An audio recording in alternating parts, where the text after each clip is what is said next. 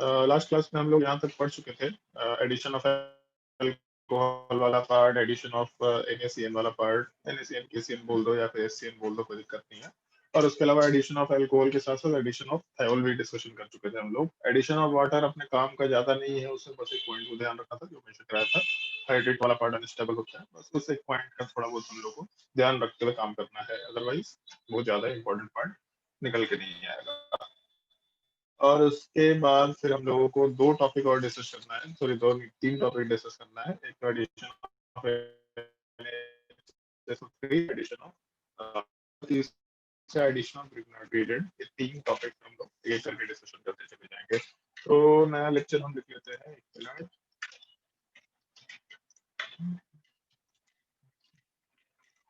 Lecture number 23 है तो वही टॉपिक, और इसमें आगे कंटिन्यू करते चले जाते हैं। आज ये टॉपिक कंप्लीट हो जाएगा तुम लोगों का आराम से, ऐसा हम तुमसे कर सकते हैं। तो सर इसमें जैसे पहला हेडिंग को डाल दो। हाँ बोलो। आवाज फंस रहा था सर। तुम्हारा नेटवर्क का प्रॉब्लम होगा शायद। नहीं सर, मेरा नेट ठीक है। बाकी लोगों को भी दिक्कत हो रहा है। हाँ कट सर। रहा है आवाज। नेटवर्क का प्रॉब्लम।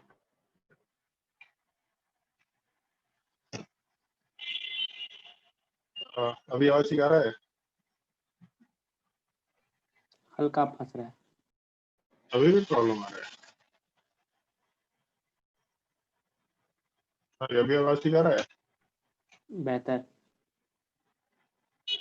ओके। और शायद नेटवर्क का थोड़ा तो दिक्कत है, ऐसा लग रहा है। ठीक है यार, नेटवर्क का प्रॉब्लम तो खैर क्या बोले। फंस रहा है सर। हाँ, क्या दिक्कत आ रहा है भाई?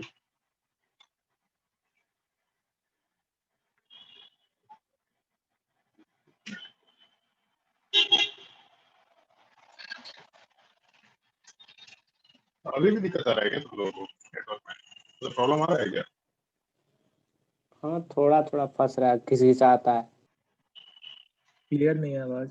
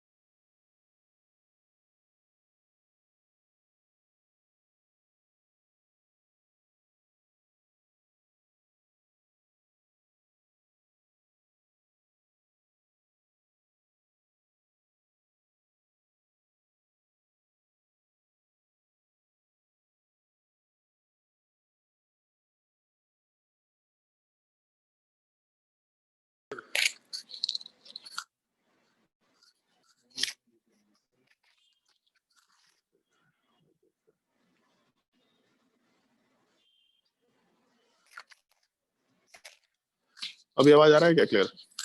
हाँ सर। दिक्कत हो रहा है? नहीं सर, ठीक आ रहा है। नेटवर्क का हो सकता है, शायद थोड़ा प्रॉब्लम चल रहा है बहुत देर से। चलो ठीक है, देखते हैं ट्राई करके। हाँ, तो जैसे हम लोग एल्डिहाइड कीटोन वाले पार्ट की बात कर रहे थे, तो उसमें हम लोगों को नेक्स्ट रिएक्शन कंसीडर करना है एडिशन ऑफ NaHSO3। तो हेडिंग डाल दो अपने कॉपी में, अगला addition of NaHSO3, sodium bisulphide बोल सकते हैं इस चीज को, सल्फेट नहीं बोलेंगे, सल्फाइट बोलेंगे। NaHSO3 वाला पार्ट दे रखा, ब्रैकेट में लिख लो यहाँ पे, सोडियम बाइसल्फाइड।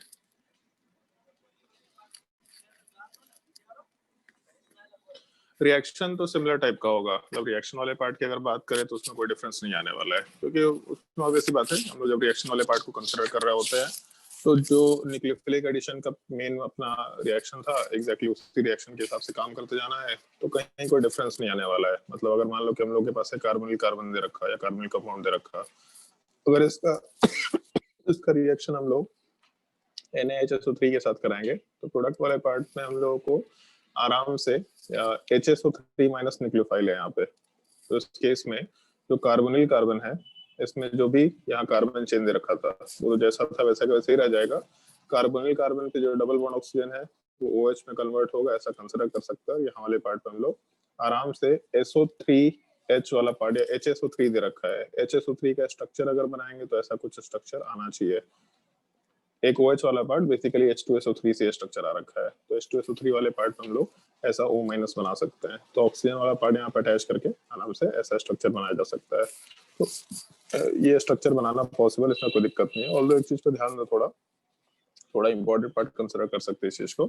जैसे अगर हम लोग शुरुआत में बात करें तो यहाँ पे इस पर हम लोग के पास HSO3 माइनस है, मतलब एक नेगेटिवली चार्ज स्पीसीज है। तो अगर नेगेटिवली चार्ज स्पीसीज है तो अच्छा न्यूक्लियोफाइल होगा, थोड़ा रिलेटिवली अच्छा न्यूक्लियोफाइल होगा, ऐसा बोल सकते हैं।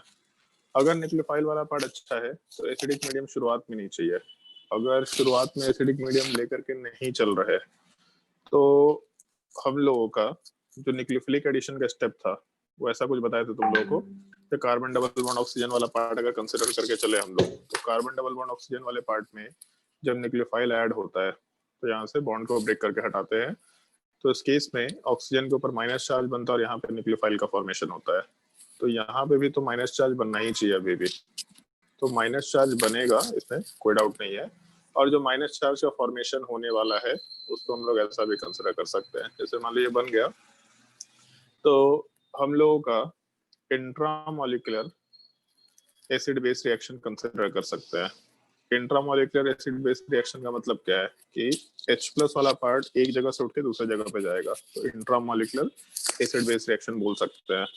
तो यहाँ पे अच्छा H प्लस है और यहाँ पे अच्छा बेस है, तो आराम से ऑक्सीजन का नेगेटिव चार्ज यहीं के H प्लस के साथ कंबाइन करके इंट्रामोलिकुलर इस प्रोटॉन एक्सचेंज कराएगा, इंट्रामोलिकुलर एसिड बेस रिएक्शन कराएगा, जिसके बेसिस पे हम लोग आराम से यहाँ पे OH का फॉर्मेशन करा सकते हैं और ऑक्सीजन वाले पार्ट के साथ सल्फर डबल बॉन्ड ऑक्सीजन और ऑक्सीजन वाला पार्ट। और एक चीज सोच के देखो, कंपाउंड में Na प्लस भी है, तो जो Na प्लस है वो शुरुआत में नेगेटिव चार्ज के साथ रहना चाहेगा, मतलब जो यहाँ O माइनस है इसके साथ Na प्लस को एसोसिएट कर सकता है। तो जब नेगेटिव चार्ज यहाँ के H प्लस को हटाएंगे तो नेगेटिव चार्ज नीचे वाले पोजीशन पे आएगा, तो ऑब्वियस सी बात है हम लोग का जो Na प्लस है वो भी नीचे वाली पोजीशन पे आ जाएगा। तो इस केस में हम लोग के रिएक्शन वाले पार्ट में इस कंपाउंड का फॉर्मेशन होता है। ये जो कंपाउंड वाला पार्ट बनता है ये पार्ट इनसॉल्युबल सॉल्ट होता है, कि क्या नेगेटिव चार्ज है, तो नेगेटिव चार्ज और पॉजिटिव चार्ज मतलब एक आयनिक कंपाउंड है, तो सॉल्ट होगा बेसिकली व्हाइट प्रेसिपिटेट के जैसा आराम से नीचे बैठ जाता है। इस एक छोटे से पॉइंट का ध्यान रखना होता है, अपने को नोट कर लो इस चीज को। यही एक पॉइंट है जो इसमें थोड़ा इंपॉर्टेंस रखता है, और एक और भी पॉइंट है जो इसमें इंपॉर्टेंस रखेगा ये बताने वाले चीज को।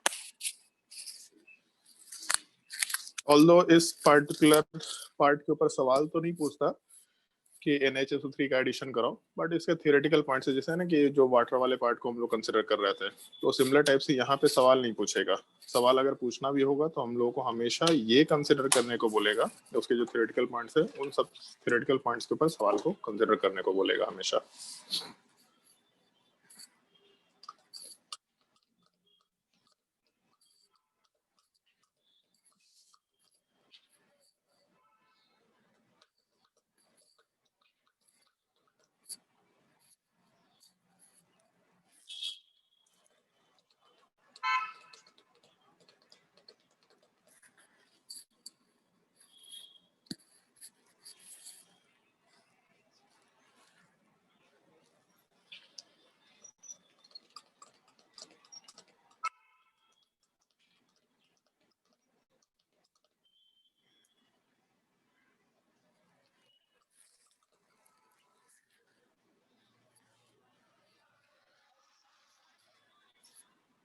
सर अब तक तुम लोग को रिएक्शन मैकेनिज्म का काफी हद तक आइडिया लग चुका होगा। मोस्टली जैसे रिएक्शन मैकेनिज्म में एक एरोमेटिक कंपाउंड वाला पार्ट बच गया है, इलेक्ट्रोफिलिक एडिशन मतलब एल्डिहाइड सॉरी एल्कीन अल्काइन का रिएक्शन बच गया है, अदरवाइज फिर बाकी सारा टॉपिक्स हम लोग का खत्म हो जाएगा। एक कार्बोक्सिलिक एसिड एंड डेरिवेटिव ऐसे नई रिएक्शन है, उसको हम लोग अलग से डील कर लेंगे। बाकी नेम्ड रिएक्शन में वो चीज तुम लोग को पता चल जाएगा, कोई दिक्कत नहीं। ऐसा नहीं का हम लोग छोटा सा आइडिया ले चुके हैं एडिशन ऑफ SOCl2 में, SOCl2 के एडिशन में, या फिर जब हम लोग TSCl के साथ रिएक्शन करा रहे थे अल्कोहल का, या फिर एसिटाइलेशन करा रहे थे, वहां पे ऐसे नहीं रिएक्शन का आइडिया लग चुका था। उसी का जो मेन पार्ट है acid derivative, carboxylic acid and acid derivative, उसमें हम लोग जब डिस्कशन करेंगे, ऑल्दो कार्बोक्सिलिक एसिड कोई टॉपिक दिया भी नहीं एनसीईआरटी में, कार्बोनिल कंपाउंड के अंदर ही कार्बोक्सिलिक एसिड को डाल दिया है। तो है कि मतलब काम का तो है, बट 4-5 ही रिएक्शन है सिमिलर टाइप के पैटर्न में, उसको हम लोग अलग से डील कर लेंगे। अदरवाइज 2 और मैकेनिज्म है, और मेनली हम लोग को नेम्ड रिएक्शन का ध्यान रखना है, तो रिएक्शन कंप्लीट हो जाएगा।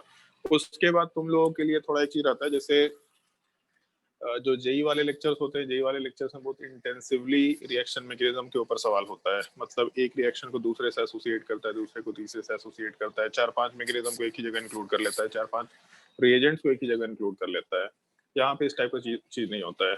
यहाँ पे अगर हम लोग डिस्कशन कर रहे होते तो एक पार्टिकुलर रिएजेंट को नॉर्मली एक ही जगह रखा जाता है। तो तुम लोग के दिमाग में रिएजेंट्स प्रॉपरली होना चाहिए, मतलब रटा होना चाहिए। मतलब अगर यही चीज हम इंजीनियरिंग वाले को बोले तो उनको नहीं बोलेंगे बहुत ज्यादा रटने के लिए, याद रखना मस्ट है, पर ठीक है, थोड़ा भूल गए तो सोच समझ के आंसर निकाल सकते हैं। तुम्हारे केस में ऐसा नहीं है, सोचने समझने का तुम्हारे पास स्कोप नहीं है। समझ लो ताकि चीजें थोड़ी आसान हो, गलती ना करे, लेकिन एक एक चीज याद होना चाहिए, एक एक रिएजेंट याद होना चाहिए। उसके लिए हम लोग सिक्वेंशियल रिएक्शन प्रैक्टिस करते रहेंगे, मतलब जैसे ही रिएक्शन मैकेनिज्म खत्म होगा तो रिवीजन के टाइम पे हमेशा रेगुलरली सिक्वेंशियल रिएक्शन देते जाएंगे ताकि तुम लोगों का रेगुलर प्रैक्टिस होता जाए। कुछ नहीं करना है, कॉपी से लिस्ट को देखना है, क्वेश्चंस प्रैक्टिस करना है, लिस्ट को देखना है, क्वेश्चंस प्रैक्टिस करना है। पॉइंट नोट करना शुरू करो। इसमें सबसे पहला पॉइंट थोड़ा इंपॉर्टेंट भी है,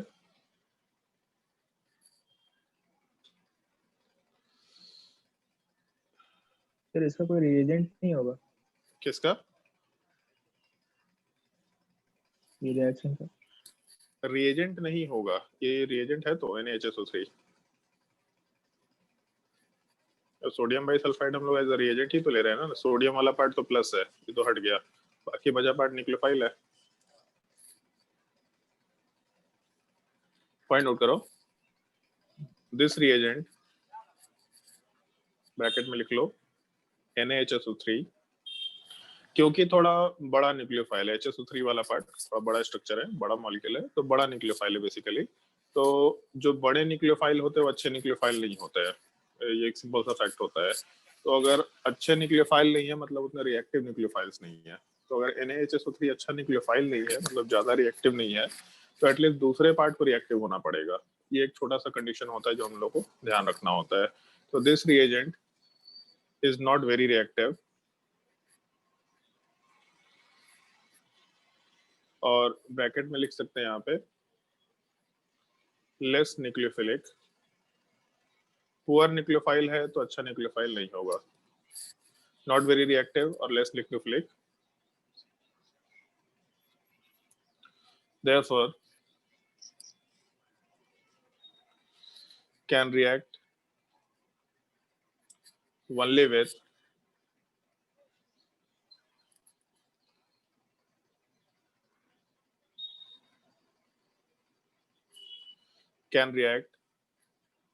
with aldehydes and methyl ketones। इसका मतलब पता चलना चाहिए तुम लोगों को, मिथाइल कीटोन्स बोल रहे हैं, कीटोन का मतलब क्या होता है? तो कार्बन डबल बॉन्ड ऑक्सीजन के दोनों तरफ कार्बन चेन होना चाहिए, बट उसमें मिथाइल लगा दिया। तो मिथाइल लगाने का मतलब है कि एक तरफ मिथाइल ग्रुप होना चाहिए। तो जब भी कभी हम लोग के पास C डबल बॉन्ड O के साथ CH3 होगा इन केस ऑफ कीटोन, तो इस चीज को हम लोग मिथाइल कीटोन आराम से बोल सकते हैं। तो मिथाइल कीटोन होने से स्टेरिक हिंड्रेंस का फैक्टर ज्यादा नहीं आएगा, तो रिएक्टिविटी वाला पार्ट ठीक ठीक एग्जिस्ट करेगा। एल्डिहाइड का रिएक्टिविटी सबसे हाई होता है, कीटोन थोड़ा लेस रिएक्टिव होता है। तो यहाँ पे कीटोन्स लेस रिएक्टिव तो है, बट साथ ही साथ ये ध्यान रखना अपने को कि मिथाइल कीटोन्स तक रिएक्शन हो सकता है, जिसकी वजह से सेकंड इंपॉर्टेंट पॉइंट निकल के आता है। जैसे एक चीज देखो यहाँ पे कि हम लोग का जब रिएक्शन हुआ तो व्हाइट प्रेसिपिटेट का फॉर्मेशन हो रहा है, बट अगर रिएक्शन ही नहीं होगा तो व्हाइट प्रेसिपिटेट का फॉर्मेशन भी नहीं होगा। और रिएक्शन अगर केवल एल्डिहाइड या मिथाइल कीटोन कर पा रहा है, मतलब केवल यही दो स्पीसीज है जो व्हाइट प्रेसिपिटेट बना पाएंगे। तो अगर मान लो जैसे एक मिक्सचर है अपने पास, उस मिक्सचर वाले पार्ट में हम लोगों के पास कोई बड़ा कीटोन दे रखा है, ऐसा टाइप का कीटोन दे रखा, और एक एल्डिहाइड दे रखा है, मान लो कि ये एल्डिहाइड दे रखा। इन दोनों को सेपरेट करना है, इन दोनों को डिस्टिंग्विश करना है। पहले भी हम लोग एनहाइड्रस ZnCl2 वाला पार्ट ले चुके हैं, मतलब लुकास रिएजेंट टेस्ट वाला पार्ट ले चुके हैं। उस टाइप का अगर मान लो टेस्टिंग करना है, तो मिथाइल कीटोन वाला पार्ट एल्डिहाइड रिएक्शन देगा। मतलब इसमें अगर हम लोग इस मिक्सचर वाले पार्ट में अगर हम लोग सोडियम बाइसल्फाइड डालेंगे, तो सोडियम बाइसल्फाइड वाला पार्ट इसके साथ रिएक्शन करेगा, उसको व्हाइट प्रेसिपिटेट में कन्वर्ट कर देगा, लेकिन ऊपर वाले पार्ट के साथ रिएक्शन नहीं होगा। और जब व्हाइट प्रेसिपिटेट में कन्वर्जन होगा, तो ये प्रेसिपिटेट वाला पार्ट नीचे जमा होगा, उसमें यहाँ से हम लोग आराम से सेपरेट कर सकते हैं। तो डिस्टिंग्विश करने का एक तरीका हो सकता है, जैसे अगर मान लो दो अलग अलग बीकर लिए, और दो अलग अलग बीकर में एक जगह एल्डिहाइड ले लिए, एक जगह ये कीटोन ले लिए, तो एल्डिहाइड वाले पार्ट में व्हाइट प्रेसिपिटेट मिलेगा, जबकि दूसरे वाले पार्ट में नहीं मिलेगा। तो पता चल जाएगा कि हाँ, एक तरफ एल्डिहाइड है, एक तरफ हम लोग एक बड़ा वाला कीटोन दे रखा। तो इस प्रॉपर्टी के वजह से कि हम लोग का NaHSO3 सोडियम बाइसल्फाइड वाला पार्ट केवल हम लोग एल्डिहाइड और मिथाइल कीटोन के साथ रिएक्शन कर सकता है, इस एक सिंगल प्रॉपर्टी के बेसिस पे हम लोग इसको डिस्टिंग्विश कर सकते हैं। तो सेकंड पॉइंट नोट कर लो, can be used as a test to distinguish aldehydes and methyl ketones, distinguish aldehydes and methyl ketones from other higher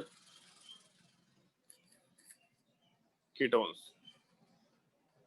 क्योंकि एल्डिहाइड तो रिएक्शन देगा, तो उसकी बात ही नहीं कर रहा है, हायर कीटोन रिएक्शंस नहीं दे पाएंगे। और तीसरा पॉइंट क्योंकि एनसीईआरटी में दे रखा है, तो इसलिए थोड़ा इंपॉर्टेंट बन जाता है एक्चुअल में।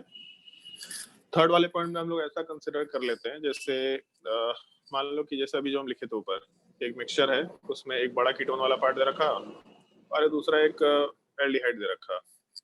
तो जब हम लोग इसमें NaHSO3 को इंट्रोड्यूस करेंगे, यहाँ पे NaHSO3 को डाले, तो इस केस में नीचे वाला पार्ट रिएक्शन करेगा और प्रेसिपिटेट के जैसा जमा हो जाएगा, ऊपर वाला पार्ट रिएक्शन नहीं पार्टिसिपेट कर रहा। यहाँ से अगर हम लोग इस प्रेसिपिटेट वाले पार्ट को बाहर निकाल के एक बीकर में लेके चले जाए, तो बेसिकली ऐसा हो जाएगा ना कि दो अपने पास एल्डिहाइड या कीटोन के मिक्सचर्स थे, उन दोनों मिक्सचर्स में से हम लोग एक पार्ट को प्रेसिपिटेट करके हटा दिए, तो दूसरा सेपरेट हो गया।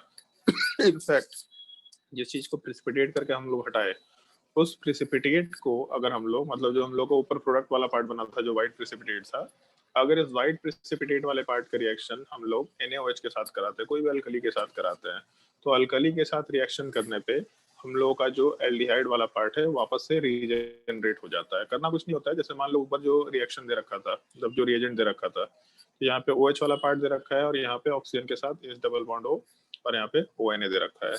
अगर हम लोग एक बेस के साथ रिएक्शन कराएंगे इसका O माइनस वाले पार्ट के साथ, तो दो चीजें हो सकती हैं, दो पॉसिबिलिटी है।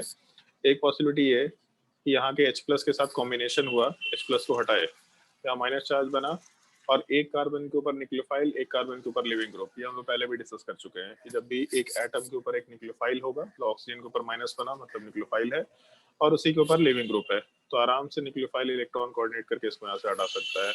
एक तो ये तरीका हम लोग फॉलो कर सकते हैं। और जैसे ही इसको यहाँ से हटाए, तो कार्बन के साथ डबल बॉन्ड ऑक्सीजन बन गया, मतलब कार्बोनिल कंपाउंड बन गया, तो हम लोग का एल्डिहाइड कीटोन आ जाएगा। दूसरा एक ये तरीका हो सकता है नॉर्मली, ऑल्दो ये बहुत फिजिबल तो नहीं है, बट हो सकता है कि हम लोग का जो OH माइनस वाला पार्ट है, वो सीधा इस कार्बन पे इलेक्ट्रॉन कोऑर्डिनेट करके यहाँ से लिविंग ग्रुप को हटा दे, क्योंकि लिविंग ग्रुप थोड़ा ठीक ठीक दे रखा है। तो इलेक्ट्रॉन कोऑर्डिनेट करके लिविंग ग्रुप को हटाएगा, तो एक कार्बन के ऊपर दो OH ग्रुप बन जाएंगे, और एक कार्बन के ऊपर दो OH ग्रुप अनस्टेबल होता है, लास्ट क्लास में बताए थे। आराम से यहाँ से H2 हटेगा और एल्डिहाइड कीटोन बन जाएगा।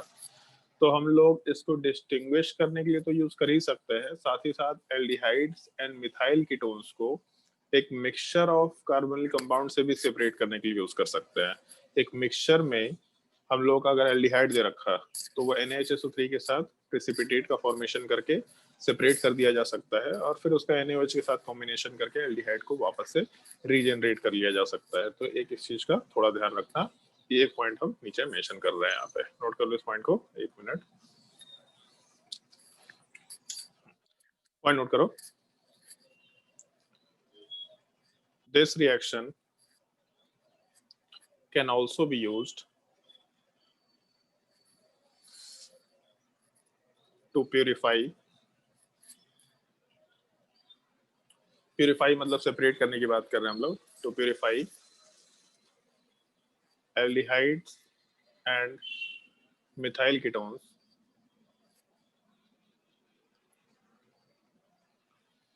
from a mixture of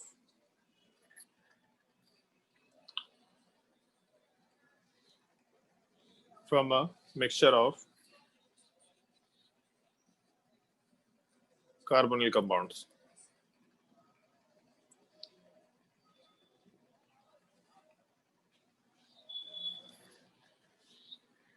और नीचे चाहे तो एक पॉइंट लिख सकते हैं,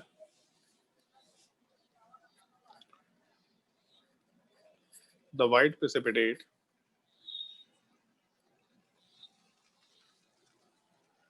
gets converted into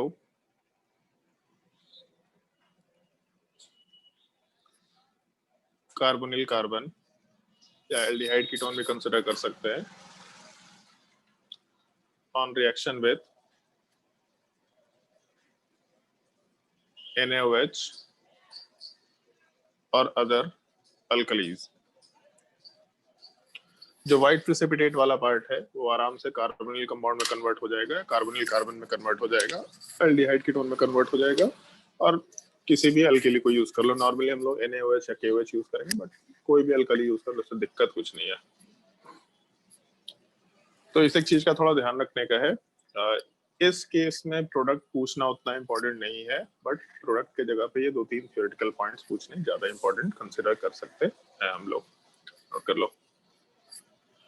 और इसके बाद फिर हम लोगों का एक इम्पोर्टेंट पार्ट है addition of ammonia and ammonia derivative. Heading डाल लो, addition of ammonia and ammonia derivative.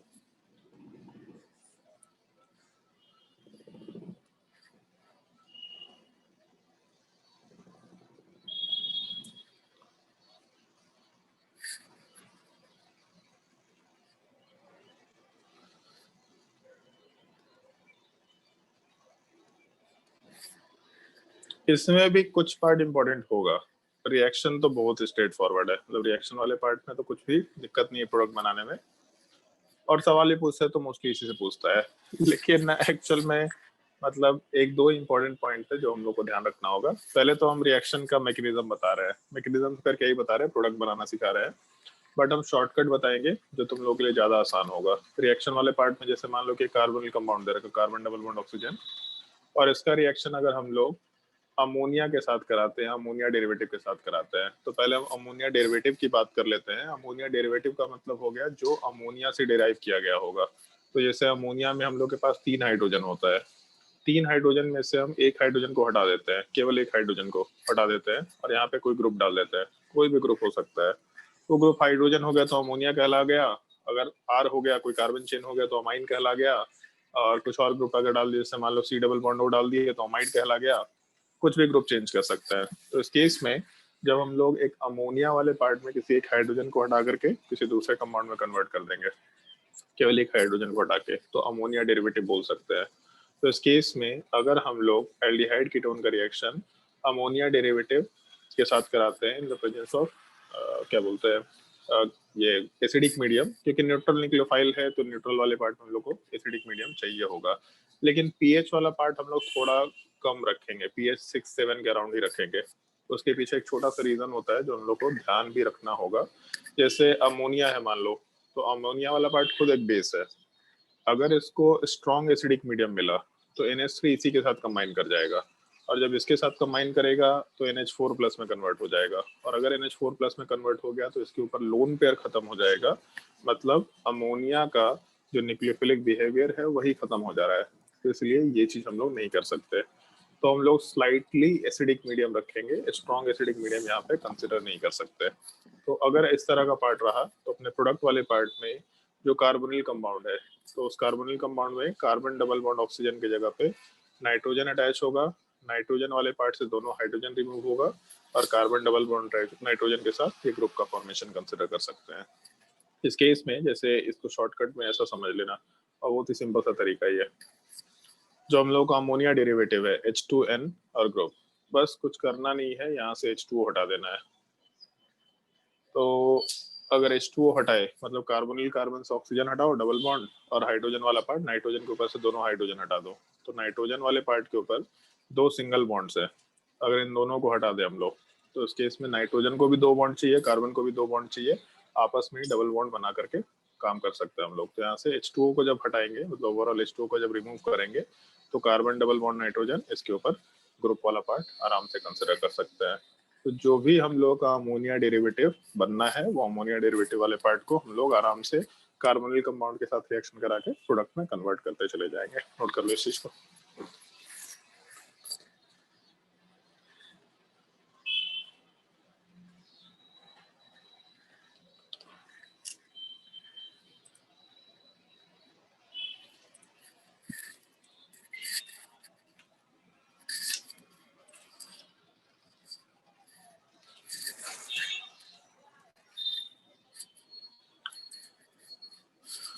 कुछ कुछ थ्योरेटिकल पॉइंट्स का तो हम लोग यहाँ पे भी ध्यान रखना है, जो हम पहले भी बोले थे। मतलब जैसे हम लोग ऐसा कंसिडर करते हुए चलते हैं कि पीएच वाला पार्ट 6 to 7 के रेंज में क्यों है, एक ये पॉइंट अपने को ध्यान रखना है पहला चीज।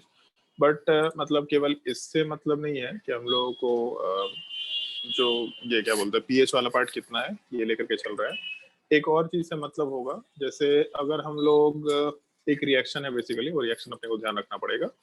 अगर हम लोग फॉर्मल्डिहाइड के साथ रिएक्शन कराना चाहते हैं कंपाउंड का, तो अगर मान लो फॉर्मल्डिहाइड दे रखा और उसके साथ हम लोग रिएक्शन करा रहे हैं, तो उस केस में हम लोग को एक बहुत ही बड़ा टाइप का रिएक्शन याद रखना पड़ेगा, वो एक एक करके हम मेंशन करते जाएंगे। तो वही है, कुछ कुछ थ्योरेटिकल पॉइंट्स हम लोग के पास, उन सबको नोट डाउन करना है, एक एक करके नोट डाउन करते चले जा सकते हैं। पहले पॉइंट तो ये लिख लेते हैं, पीएच वाला जो चीज है, पीएच वाला पार्ट क्यों है ऐसा, पॉइंट नोट कर लो। Very strong acidic medium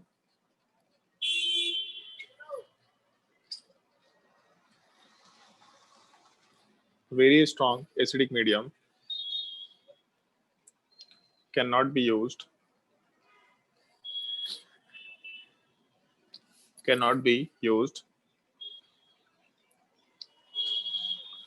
because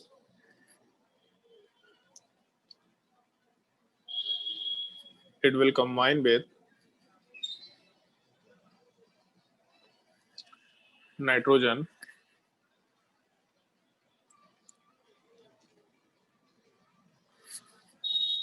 to protonate it. It will combine with nitrogen to protonate it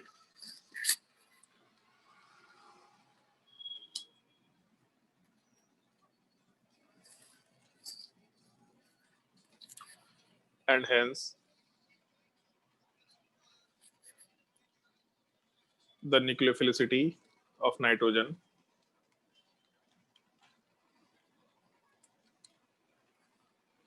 will be lost. The nucleophilicity of nitrogen will be lost.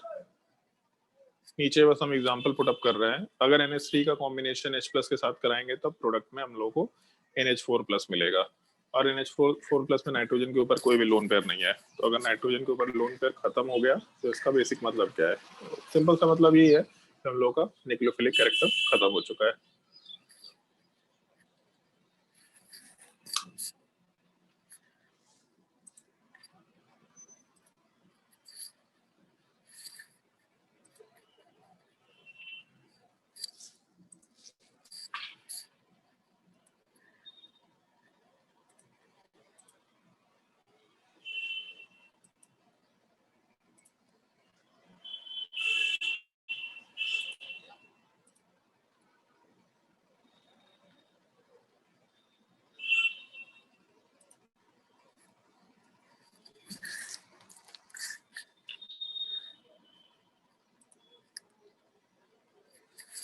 और उसके नीचे बाकी बचे पॉइंट्स को हम लोग को नोट डाउन करना है। एक तो ये ध्यान रखना है थोड़ा कि जैसे हम लोग जो नाइट्रोजन वाले पार्ट में अमोनिया बोले थे, तो चलो अमोनिया का तो एक रिएक्शन अलग से ध्यान रखना है। जो हम लोग का अमोनिया डेरिवेटिव वाला पार्ट है, उन अमोनिया डेरिवेटिव वाले पार्ट के जितने भी रिएक्शंस दे रखे थे, उन सारे के सारे रिएक्शंस वाले पार्ट में क्या क्या रिएजेंट का नाम है, मतलब जो अमोनिया डेरिवेटिव वाला पार्ट है उन रिएजेंट्स का नाम क्या क्या होगा, इन सब चीजों को ध्यान रखना थोड़ा मस्ट है। उन रिएजेंट्स का नाम ध्यान रखना है, जो प्रोडक्ट बनेगा वो प्रोडक्ट का भी नाम ध्यान रखना है। एक एक करके हम लोग मेंशन करते चले जाते हैं। एक दो नाम तो हम लोग पहले भी सुन रखा होगा, बस हम लोग उस चीज को आगे यहाँ पे थोड़ा एक्सटेंड करते चले जाएंगे। नोट करते जाओ। ज्यादा बेटर होगा हम लोग एक लिस्ट के जैसा काम कर ले। जैसे रिएजेंट हम यहाँ पे मेंशन करते जा रहे हैं, 1 मिनट। हाँ ठीक है, इस तरीके से नोट कर लेते हैं। रिएजेंट मेंशन करते जा रहे हैं, रिएजेंट का नाम क्या होगा, रिएजेंट के नाम के बाद उसका स्ट्रक्चर किस तरीके, या फिर पहले स्ट्रक्चर नोट कर लेते हैं यहाँ पे, तो उसका नाम क्या होगा रिएजेंट वाले पार्ट का, और जो नाम है वो तो चलो ठीक है, प्रोडक्ट क्या बनेगा और हम लोग उसमें प्रोडक्ट वाले पार्ट को क्या बोलते हैं। तो जैसे रिएजेंट वाले पार्ट में मान लो NH3 दे रखा, तो इसको NH3 के जैसा याद मत रखना, NH2H के जैसा याद रखना, ज्यादा बेटर होगा, क्योंकि H2 वाला पार्ट तो हम लोग के डबल बॉन्ड ऑक्सीजन के साथ कंबाइन करके हट जाएगा। तो नाम तो सिंपली सा अमोनिया कंसिडर कर सकते हैं हम लोग, और प्रोडक्ट बनाते वक्त ऊपर भी जस्ट मेंशन किया था, कार्बन डबल बॉन्ड ऑक्सीजन के साथ हम लोग का जो H2N है, यहाँ से ओवरऑल H2O को हटा सकते हैं। तो जब H2O हटाएंगे तो कार्बन डबल बॉन्ड नाइट्रोजन वाला पार्ट कंसिडर कर सकते हैं। तो जो भी कार्बन है जैसा है वैसे ही रहेगा, बस डबल बॉन्ड ऑक्सीजन हट करके यहाँ पे ऐसा कंसिडर कर सकते हैं। इस चीज को हम लोग इमाइन बोलते हैं। ये ध्यान रखना, इनामाइन नहीं बोलते। इनामाइन का मतलब अल्कीन के ऊपर अमाइन ग्रुप होना चाहिए, ऐसा कंसिडर कर सकते हैं। इस चीज को हम लोग इनामाइन बोल सकते हैं। NR2 मान लो दे रखा, तो इन है और अमाइन है तो इनामाइन यहाँ बोलेंगे। बट जब कार्बन के साथ डबल बॉन्ड नाइट्रोजन होगा तो उस चीज को हम लोग इमाइन बोलेंगे, IMINE। ये एक वर्ड का थोड़ा ध्यान रखना।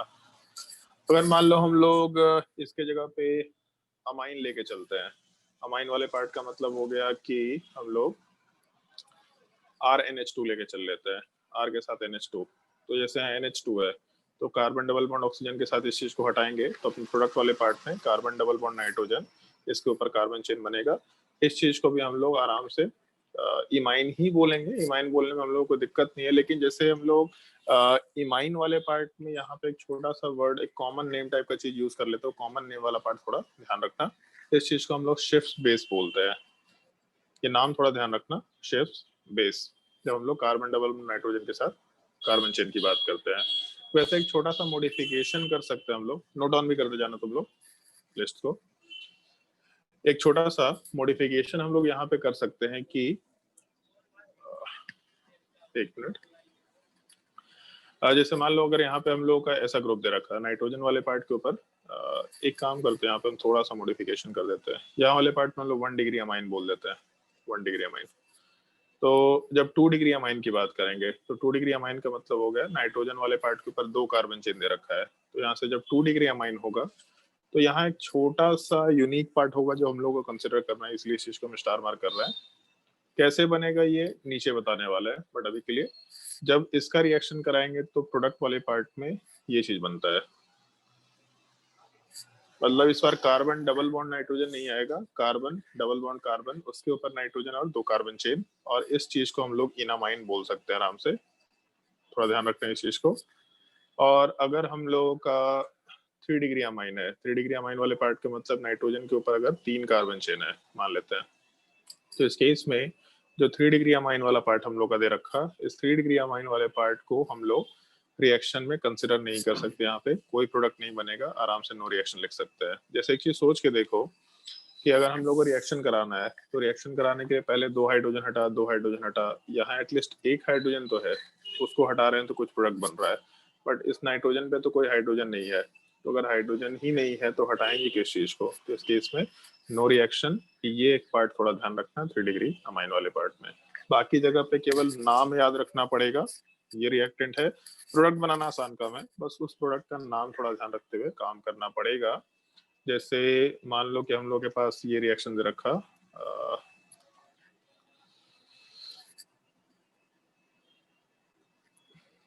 NH2OH दे रखा अगर मान लो, तो इस चीज को हम लोग नाम में हाइड्रोक्सिलामाइन बोलते हैं। और ये शायद ज्योमेट्रिकल आइसोमरिज्म में आया होगा, वहां पे हम लोग ऑक्साइन वर्ड यूज भी करते हैं, ऑक्साइन वाले पार्ट में ज्योमेट्रिकल आइसोमर। तो इस केस में जो हम लोग का कंपाउंड उसमें कार्बन डबल बॉन्ड नाइट्रोजन, इसके ऊपर OH ग्रुप का फॉर्मेशन होगा। तो जब कार्बन डबल बॉन्ड नाइट्रोजन बनता है जिसके ऊपर OH ग्रुप है, तो इस चीज को हम लोग आराम से ऑक्साइन बोल सकते हैं। इस चीज का थोड़ा ध्यान रखना है। तो जैसे ये नाम हाइड्रोक्सिलामाइन क्या होता है, ये ध्यान रखना पड़ेगा। जो प्रोडक्ट बनेगा उस प्रोडक्ट का नाम क्या होगा, ये ध्यान रखना पड़ेगा। स्ट्रक्चर बनाना आसान है, NH2H मालूम है तो हाइड्रोक्सिलामाइन नाम याद रखना पड़ेगा। प्रोडक्ट बनाना आसान है, बट प्रोडक्ट का फिर नाम क्या होगा ये नाम याद रखना पड़ेगा, अदरवाइज क्वेश्चन सॉल्व नहीं कर पाएंगे। तो इसका है कि स्ट्रक्चर्स को नोट डाउन करते जाना है।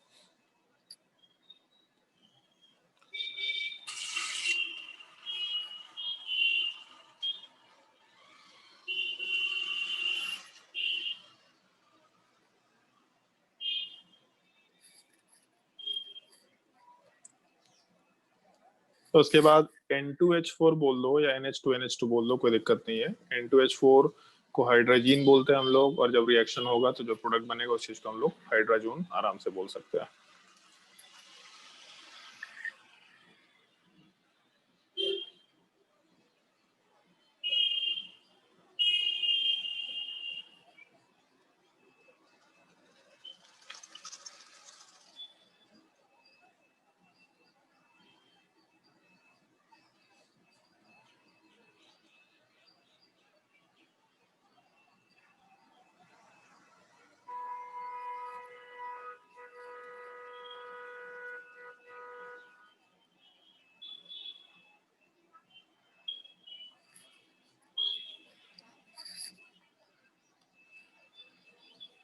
एक चीज अच्छा है कि जहां जहां हाइड्रोजन नाम है वहां वहां पे हाइड्रोजन आएगा, जहां जहां हाइड्रोजन नाम है वहां वहां पे हाइड्रोजन आता है।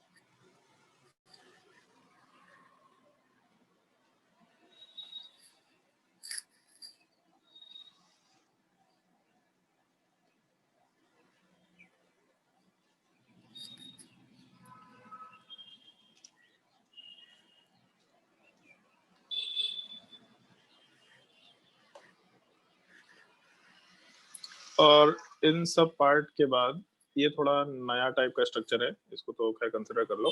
बट इसके बाद जो सबसे मेन पार्ट है वो हम लोग को थोड़ा ध्यान रखना पड़ेगा। ये इसलिए हम दूसरे कलर से मार्क भी कर रहे हैं। इसको हम लोग आइडेंटिफिकेशन टेस्ट के जैसा भी यूज करते हैं। 2,4 DNP test, 2,4 di nitrophenyl hydrazine. इस चीज को हम लोग स्ट्रक्चर में ऐसा डिनोट कर देंगे। NH2 है, उसके बाद NH के साथ एक बेंजीन रिंग होगा, और बेंजीन वाले पार्ट में हम लोगों का 2,4 NO2 इस चीज को 2,4 डाई नाइट्रोफिनाइल हाइड्रोजीन बोल सकते हैं। इसलिए हम लोग DNP लिखा करते हैं नॉर्मली, बट कंप्लीट हम यहाँ पे मेंशन कर रहे हैं। नोट करते जाओ पहले ऊपर।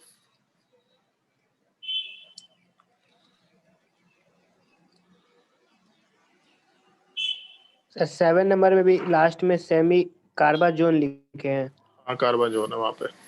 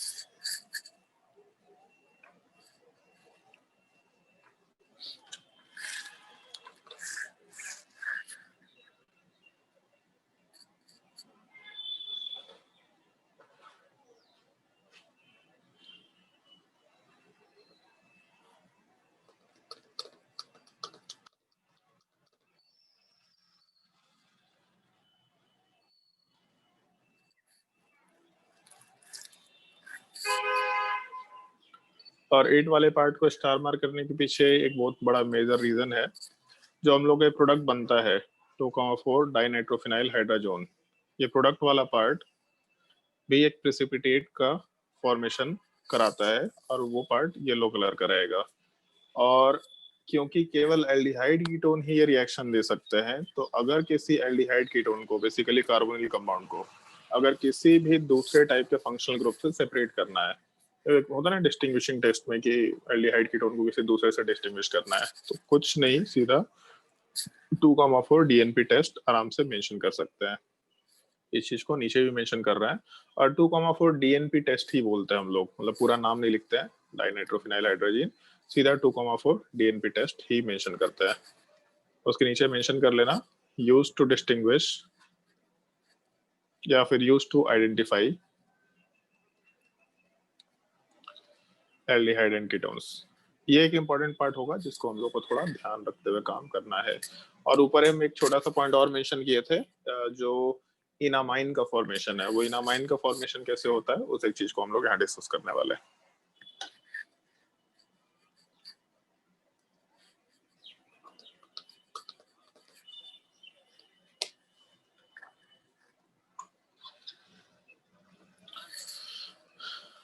अगर हम लोग के पास मान लो ये कंपाउंड दे रखा CH3 C double bond O CH3, और इसका रिएक्शन हम लोग को कराना है 2 डिग्री अमाइन के साथ। तो जैसे ऊपर अभी तक हम लिख रहे थे कि 2 हाइड्रोजन हटता है, वहां से ऑक्सीजन हटता है, ऐसा प्रोडक्ट बनता है, बट यहाँ पे तो एक ही हाइड्रोजन है, तब क्या होगा? तो एक्चुअल में इस केस में ये जो कंपाउंड है, ये पार्ट अपने आप को टॉटोमराइज कराता है, और टॉटोमराइज कराने के बाद हम लोग इसको आराम से इनॉल फॉर्म में कन्वर्ट कर सकते हैं। अब इनॉल फॉर्म में लेफ्ट में कन्वर्ट करना है तो लेफ्ट में कन्वर्ट करो, राइट में कन्वर्ट करना है तो राइट में कन्वर्ट करो, डिपेंड करता है कि हम लोगों का कौन सा पार्ट ज्यादा बेटर है, इसमें कन्वर्जन करा दिया है। और इसके बाद जो हम लोगों का 2 डिग्री अमाइन है, 2 डिग्री अमाइन में नाइट्रोजन के ऊपर 1 हाइड्रोजन है और 2 कार्बन चेन, तो हम लोग को हटाना तो H2O ही है। अब वहां से डबल बॉन्ड ऑक्सीजन हटा दो या OH में कन्वर्ट करके और यहाँ पे H वाले पार्ट को कंबाइन करके H2O हटा दो, बट हटाना तो H2O ही है। तो यहाँ से जब H2O वाला पार्ट रिमूव होगा तो बेसिकली CH3 के साथ carbon double bond CH2 exist कर रहा, और इसके ऊपर सिंगल बॉन्ड इस बार हट रहा, और यहाँ से भी सिंगल बॉन्ड हट रहा दूसरे वाले पार्ट से। तो जब हम लोगों का दोनों तरफ से सिंगल बॉन्ड वाला ही पार्ट हट रहा है, तो अपने प्रोडक्ट के फॉर्मेशन में हम लोग नाइट्रोजन के ऊपर आराम से 2 कार्बन चेन कंसिडर करते हुए काम कर सकते हैं। तो अल्कीन के ऊपर अमाइन है, तो इसलिए इनामाइन वर्ड आराम से मेंशन किया जा सकता है, नोट कर लो। तो ये तुम लोगों के अमोनिया डेरिवेटिव के साथ रिएक्शन था। अब तक मालूम पड़ गया होगा कि बहुत ही सिंपल टाइप का रिएक्शन होता है, कहीं कुछ कॉम्प्लिकेशन नहीं है, सिंपल बस प्रोडक्ट बनाने का तरीका है। एक तो ये कि डबल बॉन्ड ऑक्सीजन को OH में कन्वर्ट कर दो, और बस अमोनिया डेरिवेटिव में सीधा ऑक्सीजन को हटा करके वहां पे H2 को हटा करके सीधा कार्बन डबल बॉन्ड नाइट्रोजन का फॉर्मेशन करा दो, तो आराम से प्रोडक्ट बनता चला जाएगा। इसके बाद एक रिएक्शन है जो हम लोगों को याद रखना पड़ेगा, इनफैक्ट तुम लोगों को तो याद रखना ही है, बिल्कुल इंपॉर्टेंट मार्क कर सकते हैं इस चीज को। पहले इस रिएक्शन को हम एक एक करके एक्सप्लेन करेंगे। ऊपर वाला पार्ट नोट कर लिया होगा तो ठीक है, नहीं किया हुआ तो बता देना, हम ऊपर कर रहे हैं इसको। पहले हम रिएक्शन एक एक करके बताते जा रहे हैं, पहले तुम केवल रिएक्शन देखो, फिर हम नोट करने का टाइम देंगे तुम लोग को, फिर नोट डाउन कर लेना, ज्यादा बेटर होगा। रिएक्शन वाले पार्ट में जैसे अगर मान लो हम ऐसा करते हैं कि हम लोगों के पास एक फॉर्मल्डिहाइड वाला पार्ट दे रखा SCHO, अगर SCHO का रिएक्शन हम लोग NH3 के साथ कराएं तो क्या बनेगा? तो कार्बन डबल बॉन्ड ऑक्सीजन, इसके ऊपर 2 हाइड्रोजन, अभी नोट डाउन मत करना, और NH3 में से हम लोग 2 हाइड्रोजन को एक तरफ रख के ऐसा H2 हटा देते हैं, तो अपने प्रोडक्ट में कार्बन डबल बॉन्ड नाइट्रोजन ऐसा कंसिडर किया जा सकता है। तो इस केस में जो इमाइन वाला पार्ट बना, ये मिथेन इमाइन वाला पार्ट, मिथेन इमाइन वाला पार्ट एक्चुअल में बहुत स्टेबल नहीं होता है, और स्टेबल नहीं होने की वजह से ये पार्ट पॉलीमराइज कर जाता है। पॉलीमराइज कैसे करता है इसका स्टेप भी हम नीचे मेंशन कर रहे हैं, और उसको ढंग से समझना। कार्बन डबल बॉन्ड नाइट्रोजन दे रखा, और इसके ऊपर हम लोग का एक हाइड्रोजन वाला पार्ट है, यहाँ पे एक हाइड्रोजन वाला पार्ट है, दूसरा एक और कार्बन के साथ हम लोग यहाँ से H2 लिख देते हैं, उसको दोनों हाइड्रोजन को साइड नहीं कर रहे हैं, और यहाँ पे डबल बॉन्ड नाइट्रोजन के ऊपर भी एक हाइड्रोजन वाला पार्ट दे रखा अपने पास। फिर एक और कार्बन डबल बॉन्ड नाइट्रोजन वाला पार्ट कंसिडर कर लेते हैं। कार्बन डबल बॉन्ड नाइट्रोजन, इसके ऊपर एक हाइड्रोजन है और कार्बन के ऊपर भी 2 हाइड्रोजन है। तो एक पॉइंट जो तुम लोग को डिस्कशन किया था कि जब भी कोई एटम अपने से ज्यादा इलेक्ट्रोनेगेटिव एटम के साथ पाई बॉन्ड से अटैच्ड है तो इलेक्ट्रोफिलिक सेंटर है। तो कार्बन वाला पार्ट अपने से ज्यादा इलेक्ट्रोनेगेटिव एटम नाइट्रोजन से अटैच्ड है, इसका मतलब इलेक्ट्रोफिलिक सेंटर होगा, पहला चीज। और दूसरा, नाइट्रोजन के ऊपर लोन पेयर भी है। तो हर एक नाइट्रोजन के ऊपर लोन पेयर है, हर जगह नाइट्रोजन के ऊपर लोन पेयर है, और हर एक जगह कार्बन वाला पार्ट अपना इलेक्ट्रोफिलिक सेंटर है। तो नाइट्रोजन वाला पार्ट इलेक्ट्रॉन कोऑर्डिनेट करेगा, और जैसे इलेक्ट्रॉन कोऑर्डिनेट करेगा तो ये बॉन्ड वाला पार्ट ब्रेक होकर के नाइट्रोजन के ऊपर जाएगा। ये नॉर्मली जो हम लोग का न्यूक्लियोफिलिक एडिशन का स्टेप था, ये इलेक्ट्रॉन कोऑर्डिनेट किया तो बॉन्ड ब्रेक करके ऊपर की तरफ गया। तो उसी सेम पार्ट में जैसे ही यहाँ से कार्बन वाले पार्ट के ऊपर नाइट्रोजन इलेक्ट्रॉन कोऑर्डिनेट किया, बॉन्ड ब्रेक करके ऊपर गया, सेम पार्ट में नाइट्रोजन वाला पार्ट अपना लोन पेयर अगले वाले मॉलिक्यूल के कार्बन के ऊपर कोऑर्डिनेट किया, तो यहाँ से बॉन्ड को ब्रेक करके नाइट्रोजन के ऊपर डाले, और उसी सेम स्टेप में नाइट्रोजन फिर से अपना कार्बन के ऊपर इलेक्ट्रॉन कोऑर्डिनेट किया, जिसकी वजह से बॉन्ड को ब्रेक करके यहाँ पे डाले। ये सारा का सारा स्टेप एक ही बार में होता है। ये पॉलीमराइजेशन भी करा रहे हैं हम लोग। इस केस में जब नाइट्रोजन अपना लोन पेयर कोऑर्डिनेट करता तो इससे पॉजिटिव चार्ज आता है। पहला चीज, ढंग से सुनते जाना इस चीज को। नाइट्रोजन अपना लोन पेयर जब कोऑर्डिनेट करता तो नाइट्रोजन के ऊपर पॉजिटिव चार्ज आना चाहिए था, पहला चीज। कार्बन का जब बॉन्ड ब्रेक होकर के नाइट्रोजन पे गया तो इस पे माइनस चार्ज आना चाहिए था, बट नाइट्रोजन अपना लोन पेयर जैसे ही कोऑर्डिनेट किया तो इससे प्लस चार्ज भी आना चाहिए था। तो एक तरफ से माइनस आना चाहिए था, बट लोन पेयर डोनेट करने की वजह से प्लस आना चाहिए था, मतलब ओवरऑल चार्ज यहाँ पे कैंसिल आउट हो गया। फिर कार्बन का बॉन्ड ब्रेक करके नाइट्रोजन के ऊपर गया तो यहाँ माइनस चार्ज आना चाहिए था, लेकिन लोन पेयर कोऑर्डिनेट करके कार्बन के ऊपर डाले तो प्लस चार्ज आना चाहिए था। फिर ये चीज खत्म हो गया। और जो नाइट्रोजन के ऊपर प्लस चार्ज आना चाहिए था, जब यहाँ से बॉन्ड ब्रेक करके ऊपर आएगा तो वहां पे एक माइनस चार्ज डेवलप होगा, इसका मतलब यहाँ पे भी चार्ज खत्म हो जाना चाहिए। तो अपने इस पूरे स्ट्रक्चर वाले पार्ट में, मतलब ये पूरा का पूरा जो स्ट्रक्चर कंसिडर कर रहा है, इसमें कार्बन के साथ नाइट्रोजन अटैच्ड है, डबल बॉन्ड ब्रेक करके सिंगल बॉन्ड में कन्वर्ट हो गया। नाइट्रोजन के साथ कार्बन अटैच्ड है, कार्बन के साथ नाइट्रोजन अटैच्ड है, नाइट्रोजन के साथ कार्बन अटैच्ड है, कार्बन के साथ नाइट्रोजन अटैच्ड है, नाइट्रोजन के साथ कार्बन। तो टोटल 2 2 4 2 6 एटम, और हर एक पार्ट में कार्बन और नाइट्रोजन एक दूसरे से अटैच्ड है। तो CH2 वाले पार्ट के साथ NH अटैच्ड है, NH के साथ CH2 अटैच्ड है, उसके साथ फिर से NH अटैच्ड है, उसके बाद फिर से CH2 अटैच्ड है, इसके ऊपर फिर से NH अटैच्ड है, और यहाँ पे CH2 अटैच्ड है। मतलब एक साइक्लिक कंपाउंड का फॉर्मेशन हुआ। लेकिन यहाँ तक जैसे अभी एक चीज देखते हैं, जैसे मान लो कि हम लोग की रिएक्शन को अगर कंसिडर करते हैं तो एक मोल अमोनिया के साथ रिएक्शन किया, तो अगर यहाँ 3 मोल इमाइन है, मिथेन इमाइन, तो इसका मतलब एटलीस्ट 3 मोल बनाने के लिए 3 मोल हम लोग को यूज करना पड़ा होगा। तो 3 मोल HCHO और 3 मोल अमोनिया वाला पार्ट कंसिडर कर सकते हैं। बट अभी भी रिएक्शन यहाँ पे कंप्लीट नहीं होगा, रिएक्शन वाले पार्ट को भी हम लोग और आगे लेके जाएंगे। क्या रिएक्शन आगे लेके जाएंगे, आते हैं उस चीज पे।